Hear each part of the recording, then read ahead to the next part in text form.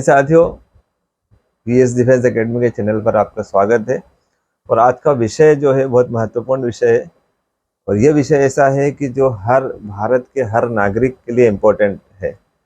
अभी तक क्या होता है, हमारे देश में जो भी समस्याएं आती हैं उन समस्याओं के लिए जो वर्ग उससे प्रभावित होता है वो वर्ग ही उसके लिए अपने योगदान देता है, बाकी लोग योगदान नहीं देते। ये बड़ा ही अपने यहाँ पे एक देश की कहा जाए तो कमजोरी है कि हम लोग सिर्फ ये सोचते हैं कि हमें क्या करना। हर व्यक्ति सिर्फ अपने बारे में सोचता है कि हमें क्या करना है। यदि शिक्षक भर्ती हो, शिक्षक भर्ती में कुछ गलत हुआ हो तो उसके लिए यदि कुछ आंदोलन हो, सोशल मीडिया पे हो या कुछ हो, तो सिर्फ शिक्षक वर्ग जो होता है वही उसके लिए अपनी बातों को रखता है सोशल मीडिया पर या आंदोलन में जाता है, आंदोलन में पहुंचता है। कई लोग शिक्षक वर्ग भर्ती, हमारे मध्य प्रदेश में घोटाला हुआ, टीईटी का घोटाला हुआ, उसमें शिक्षक वर्ग के लोग ही सिर्फ उसमें मौजूद रहे। बाकी लोगों को पता ही नहीं है कि शिक्षक भर्ती वर्ग में कुछ घोटाला हुआ है।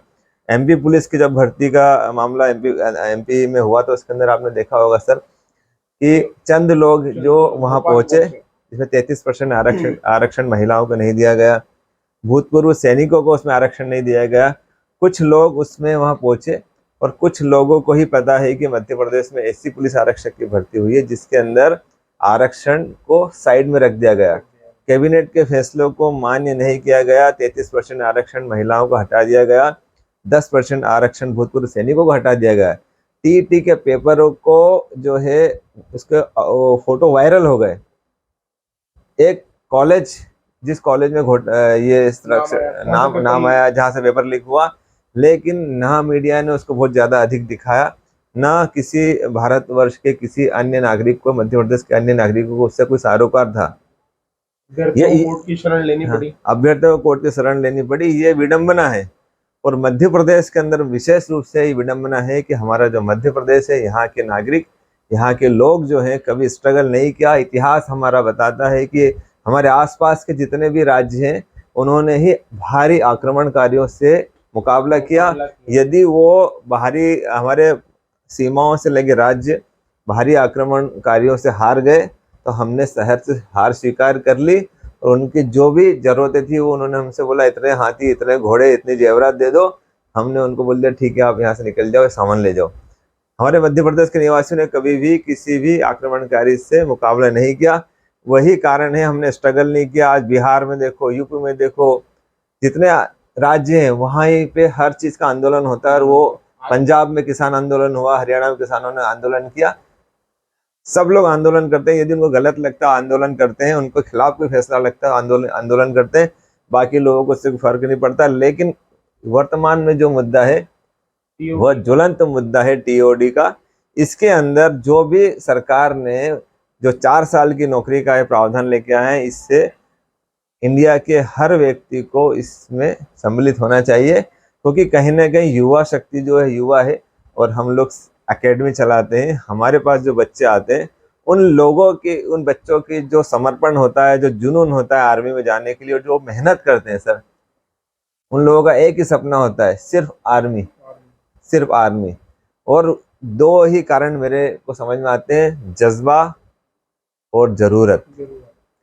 आर्मी में जाने का देश सेवा का जज्बा होता है। कई बड़े बड़े घर के बड़े किसानों के 300-300, 400-400 बीघा जिनकी जमीनें हैं, उनके बच्चे भी देश सेवा का जज्बा उनके अंदर होता है कि वो चाहते हैं हम आर्मी में जाएं। और आर्मी में जाने के लिए जी जान लगा देते हैं। सुबह 4 बजे से उठ के दौड़ लगानी पड़ती है, बहुत तगड़ी कंपटीशन होती है। 400 लोगों के बीच दौड़ना है तो उस लेवल का अपने को तैयार करते हैं, इतना कड़ी मेहनत करते हैं कि खाना, सोना और दौड़ना के अलावा उनका कोई काम नहीं होता, इतनी मेहनत करते हैं। कुछ बच्चे जरूरत होती है, कुछ किसान होते हैं जिनकी 2 बीघा जमीन है, 1 बीघा, 4 बीघा जमीन है, उनकी जरूरत होती है कि नौकरी नहीं करेंगे तो घर नहीं चलेगा। उनको अपनी घर में अपनी बहनें होती है, उनकी शादी करना है, तो वो बच्चा दौड़ता है 10वीं पास करके कि मैं नौकरी लग जाऊंगा तो मेरे घर में मेरी बहनों की शादी हो जाएगी, मेरा घर कच्चा है तो पक्का हो जाएगा। घर में 1 भैंस है, 2 बीघा जमीन है, कुछ नहीं होता है, ये सोच के वो लोग आर्मी की तैयारी के लिए जब आते हैं। और अब ये एक नया स्कीम आ गई सरकार की, जिसमें सिर्फ 4 साल के लिए सैनिक जो बनेंगे वो अग्निवीर बनेंगे, अग्निवीर बनेंगे। प्रोजेक्ट है वो अग्निपथ कहलाएगा। तो आप बताइए कहाँ तक ये सही है? क्या पहले तो बताइए, अग्निवीर मेरे ख्याल में बताने की आवश्यकता नहीं है, लेकिन फिर भी हमको बताना चाहिए कि आखिर अग्निवीर स्कीम है क्या। सर जहाँ तक हमने कल सुना है कि हमारी सेना को देश की सबसे मजबूत सेना बनाया जाएगा, तो मैं तो ये जानता हूँ कि अभी तक हम जो सुनते आ रहे हैं कि हमारी सेना अभी टॉप 3 सेनाओं में आती है, विश्व की सबसे मजबूत सेना है। और अगर भारतीय सेना का इतिहास देखा जाए तो चाहे 1965 का वॉर हो, 1971 का वॉर हो, या सबसे मुश्किल कारगिल वॉर हो, कारगिल वॉर तक को भारतीय सेना ने जीता। और दूसरे देश की थल सेनाएं हमारी इंडियन आर्मी से तकनीकें सीखने आती है कि आप किस तरह किस कंडीशन में लड़ते हो। लड़ते हैं जी। तो हमारी तो सेना ऐसे ही बेस्ट है, आप उसको और क्या बेस्ट बनाओगे। दूसरी चीज ये कि आप जो अब सैनिकों को भर्ती करोगे 4 साल के लिए, आप सेना में भर्ती करोगे 4 साल के लिए, उसमें से 75% सैनिक को आप रिटायर कर दोगे 4 साल में। 4 साल में तो आप किस पैमाने पर रिटायर करोगे, और रिटायर भी करोगे तो जो बंदा 4 साल के बाद आप कह रहे हो कि अभी आर्मी के लिए फिट नहीं है, आप उसको रिटायर कर दोगे और आप उसको पुलिस में प्राथमिकता दे रहे हो, उसे अर्धसैनिक बल में प्राथमिकता दे रहे हो। तो क्या सर पुलिस और अर्धसैनिक बल में व्यक्ति जो जाएगा उसे पूरी तरह फिट होने की आवश्यकता नहीं है क्या? क्या आज एक पुलिस वाला पूरी तरह फिट नहीं होगा तो आप उसे ले लोगे? हमारे अर्धसैनिक बल बीएसएफ सीमा पे खड़ा होता है, आईटीबीपी सीमा पे खड़ा होता है, ये लोग भी भरी मुश्किल में काम करते हैं। तो जो लोग आर्मी के लिए फिट नहीं है वो क्या इन संगठनों के लिए फिट रहेंगे? दूसरा एक और बात बताना चाहूंगा आपकी बात से सर, कि जिस बच्चे को आप अग्निवीर कहकर अभी भर्ती कर रहे हो, अभी अग्निवीर है वो, यदि अग्निपथ योजना में भर्ती हो रहा है तो अभी वर्तमान में अग्निवीर है। 4 साल बाद जब वहां 25% लोगों को रख लिया जाएगा, 75% लोगों को बाहर कर दिया जाएगा, तो वो निष्कासित कहलाएंगे। वो निष्कासित वीर होंगे क्या? आप उनको अपमान करोगे। एक गांव के 2 बच्चे सिलेक्ट हो गए, मान लिया जाए एक गांव के 2 बच्चे सिलेक्ट है, आप भी सिलेक्ट हुए, आप किसी गांव के बच्चे हैं और मैं भी एक ही उसी गांव का स्टूडेंट हूँ, और भर्ती 4 साल के बाद में आपको रोक लिया गया और आपको मुझे निकाल लिया गया। मैं मेरे गांव में ये मुंह लेके आऊंगा? क्यों? बोले तू योग्य नहीं था इसलिए तुझे निकाल लिया गया, और ये योग्य थे बोले उनको रोक लिया गया। कहीं ना कहीं एक अपमान नहीं होगा एक बच्चे का?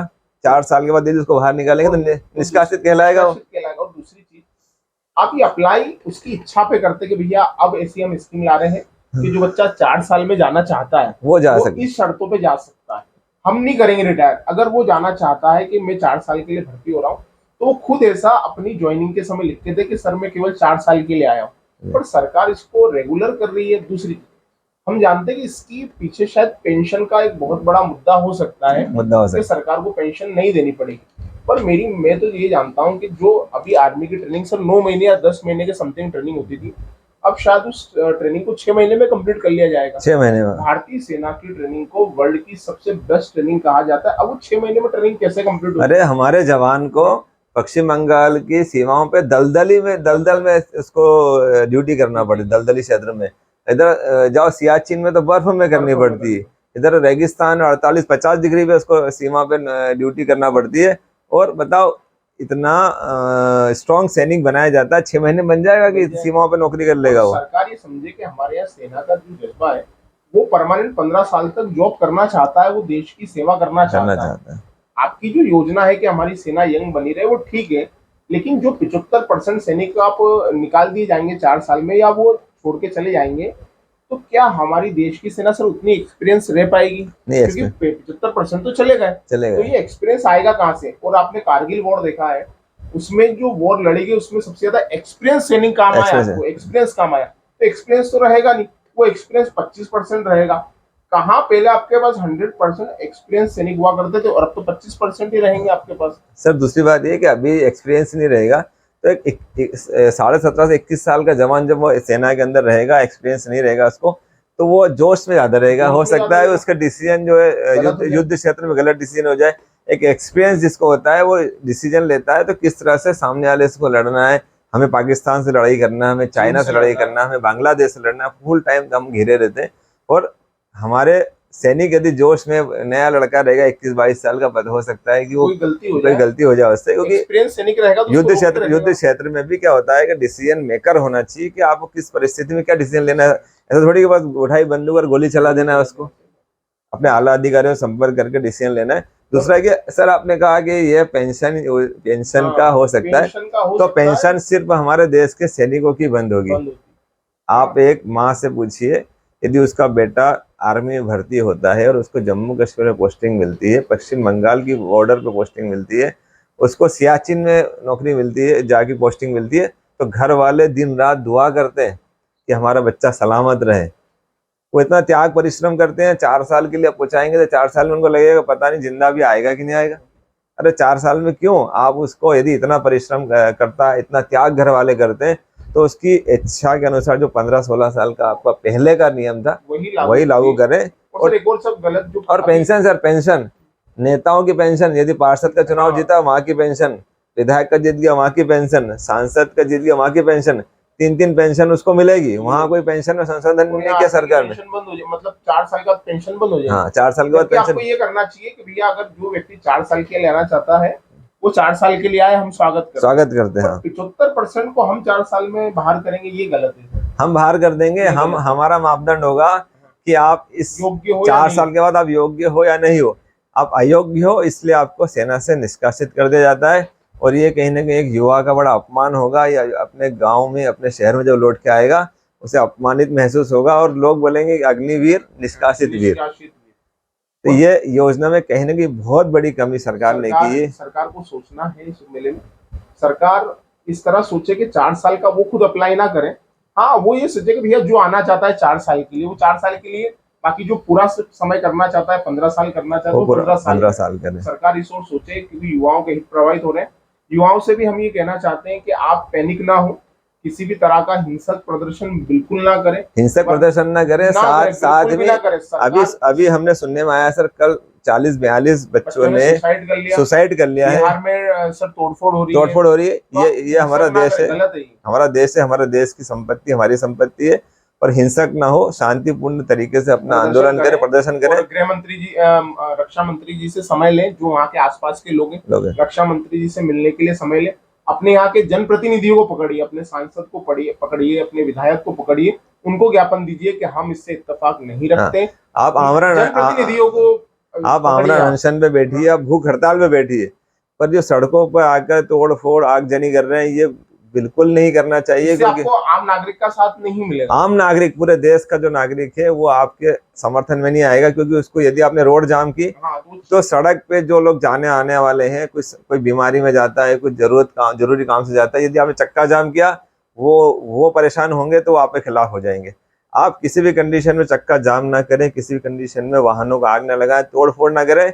आप एक अपने शहर में विधायक है, सांसद है, और अभी जहां जहां चुनाव है, जिन राज्यों में पंचायती राज के चुनाव है, जिन राज्यों में नगरीय निकाय के चुनाव, उनके उम्मीदवार बिल्कुल आएंगे। आप उनको अवगत करवा दें कि हमें सरकार से यही चाहिए कि टूर ऑफ ड्यूटी को ऐच्छिक हमारी ओर से बनाया जाए। मतलब सरकार खुद रिटायरमेंट ना करे। हाँ, युवा जब भर्ती होता है तो उससे पूछ ले क्या 15 साल के लिए आ रहे हो या 4 साल के लिए। ठीक है, उसकी इच्छा होगी तो 4 साल के लिए आएगा, उसकी इच्छा होगी तो 15 साल। बहुत सारे बच्चे होते हैं सर जो चाहते हैं कि 2-4 साल में करके उनका रहेगा कि हमारे तो 400 बीघा जमीन है, 500 बीघा जमीन है, लेकिन हमें वर्दी पहनना है, आर्मी की वर्दी करके देश सेवा का जज्बा है। 4 साल का वो खुद डिसीजन लेगा कि मैं बस 4 साल के लिए जाना चाहता हूँ, शॉर्ट सर्विस कमीशन में, पोस्ट पे छोड़ दो।